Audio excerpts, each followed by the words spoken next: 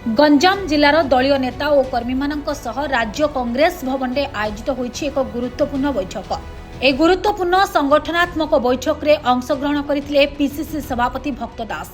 ए बैठक में जिला स्तर में दल को आहुरी सुदृढ़ करने, जनसाधारण समस्या गुड़ी को मुख्य आधार में आनी समाधान पाई आंदोलन को आगक नेबा एवं राज्यर वर्तमान राजनीतिक परिस्थिति संपर्क में विस्तृत भाव में ए बैठक में आलोचना करा जायतिला। बैठक में आसंता दिनगुड़िकरे कार्य योजना, जनसंपर्क कार्यक्रम एवं बूथ स्तर में संगठन को सक्रिय करने नहीं विशेष योजना उपरे मत विनिमय होइतिला।